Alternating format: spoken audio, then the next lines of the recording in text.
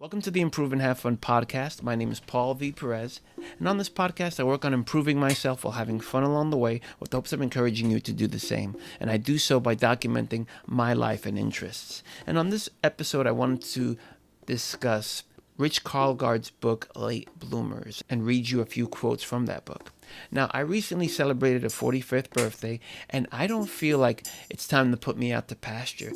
If anything, it's quite the opposite. I emotionally, physically, financially, mentally feel in the best place that I've ever been in my 45 years of existence on this planet. I still feel that I have a lot to offer from my life experience. But sometimes in society, it's a thing where if you don't reach success in your 20s and 30s, this is not promoted everywhere, but you do hear it and you do see it from place to place, that you're kind of on your way down and you're just kind of like a failure, right? Everyone always gives that example of Colonel Sanders from Kentucky Fried Chicken finding success, I think in the 70s or 80s. Let me give you the premise of this book, and I'll go ahead and give you the quotes that really resonated with me, and I hope to do the same with you by reading them to you. Late Bloomers is a groundbreaking exploration on how finding one's way later in life can be an advantage to long-term achievement and happiness. Let me go ahead and read you the first quote here. Now, this first quote is regarding tenacity and knowing when to quit. I don't have the page numbers, but these are all quotes once again from the book. But there's a case for quitting that gets little attention, and it may serve late bloomers especially well. The result will not only be liberating, quitting with intention can be a way to leap toward our goals. Tenacity or willpower is a limited resource. Quitting can be healthy, and quitting, not doggedness, can often produce better results. Saluting the benefits of tenacity only makes sense to a point because each of us only has a certain amount of resolve, both mental and physical. If social norms encourage us to apply our determination in excess or to the wrong endeavor, we'll only run out of it. Perseverance applied in meeting others' expectations, whether family, community, or society, will deplete our reserves of willpower. We'll finish our days exhausted, yet be unable to sleep, and then when we really need determination and resolve, we may not have enough left to pursue a new pathway or a genuine passion. It's very interesting there. Now, the second quote is regarding calmness. Our brains are driven to seek calmness as we age.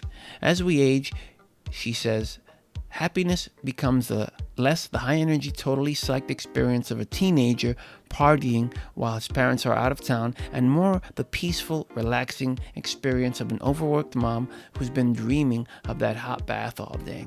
UCLA and Stanford psychologists Cassie McGillner, Sepindar Kamvar, and Jennifer Aker report that excitement and elation are emotions that move the happiness needle for younger people, while peacefulness, calm, and relief drive it for those who are older.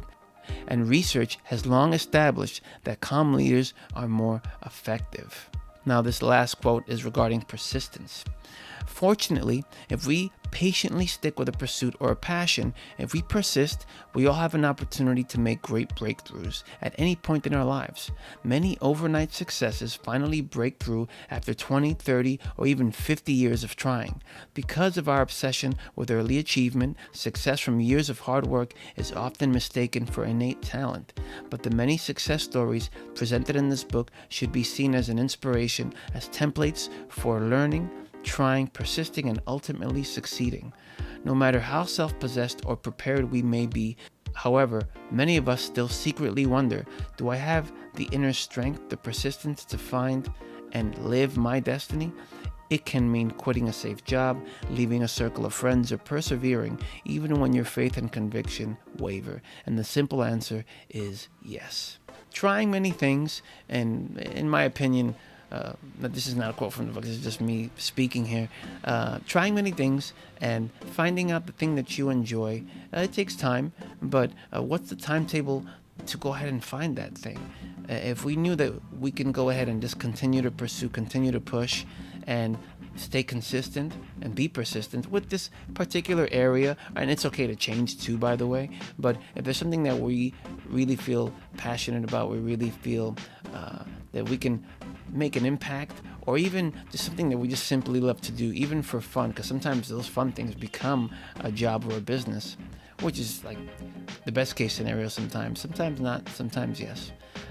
It just takes time, and it just takes like just continuing at it, especially if, like I said, it's something that lights you up. It's not something you're doing for money, but it's just something that lights you up inside, that really excites you.